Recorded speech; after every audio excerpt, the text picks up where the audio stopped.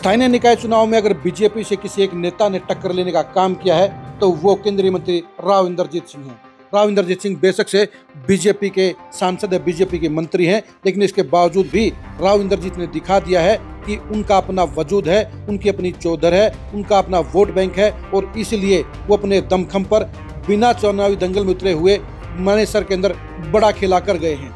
मानेसर में ही एकमात्र ऐसा नगर निगम का चुनाव है जहां मेयर पद के ऊपर बीजेपी की हार हुई है और निर्दलीय प्रत्याशी मेयर बनी है। आखिर मानेसर के चुनाव में क्या खेला हुआ है और किस तरह से राव इंद्रजीत के कारण वहां पर चुनाव पलट गया है और राव इंद्रजीत की वहां पर क्या भूमिका रही, ये सब जानने के लिए आज की इस खरी खरी खबर को गौर से देखिए।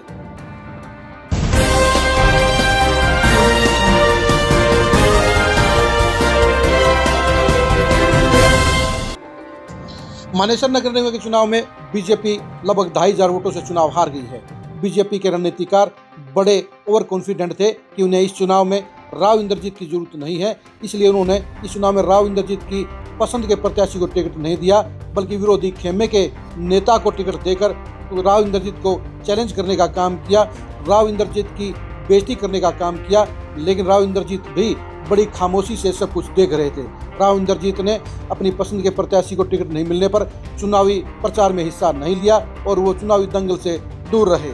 लेकिन राव साहब के मिजाज को उनके समर्थक समझ गए थे और इसलिए उन्होंने चुनाव का पूरा जिम्मा अपने कंधों पर ले लिया और मानेसर के चुनाव में उनके सारे समर्थक निर्दलीय डॉक्टर इंद्रजीत यादव के साथ में खड़े हो गए और इसी लामबंदी ने राव साहब के समर्थन से, राव साहब के आशीर्वाद से ही डॉक्टर इंद्रजीत यादव मेयर बन गई हैं। यानी पूरा खेला राव इंद्रजीत के समर्थकों ने किया।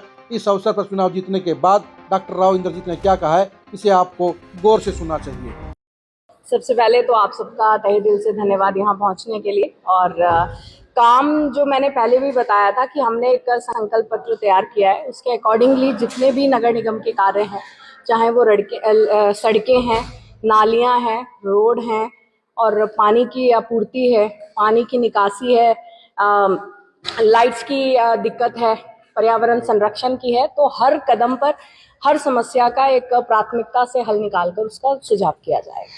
ये एक पॉलिटिकल लड़ाई थी जिसमें मुझे नहीं लगता कि हमारी जो सरकार है वो अपने क्षेत्र में वृद्धि नहीं करना चाहेगी।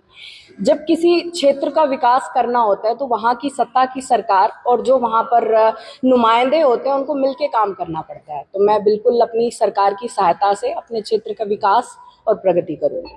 मानेसर नगर निगम के चुनाव में राव इंद्रजीत ने एक बार फिर से दिखा दिया है, साबित कर दिया है कि वो किसी से दबते नहीं हैं, वो किसी से डरते नहीं हैं। उनके पास अपना वोट बैंक है और ये वोट बैंक जीत को हार में बदल सकता है और हार को जीत में बदल सकता है।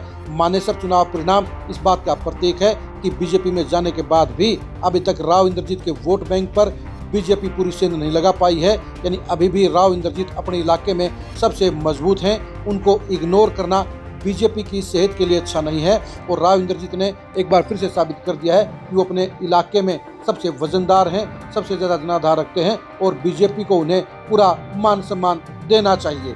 यानी अहिरवाल के इस छोटे से चुनाव के अंदर राव इंद्रजीत ने अपनी पावर साबित कर दी है, अपनी ताकत साबित कर दी है और ये बता दिया है कि अहिरवाल में बीजेपी उनके सहारे ही जीत हासिल कर सकती है। अगर बीजेपी उनके साथ पंगा लेने का काम करेगी तो फिर वो भी दूसरा खेला कर सकते हैं, वो भी सारे समीकरण पलट सकते हैं और वो चुनाव परिणाम को इधर से उधर कर सकते हैं। मानेसर के चुनाव परिणाम में राव इंद्रजीत का क्या इफेक्ट रहा, इसके बारे में कमेंट करके जरूर बताइए। मानेसर के चुनाव परिणाम में बीजेपी से क्या गलती हुई, इसके बारे में भी अपनी राय दीजिए। मानेसर के चुनावी दंगल में किसने क्या खोया क्या पाया, इसके बारे में भी अपनी राय दीजिए। आप हमारे फेसबुक पेज को फॉलो कीजिए, आप हमारे यूट्यूब चैनल को सब्सक्राइब कीजिए। नमस्कार।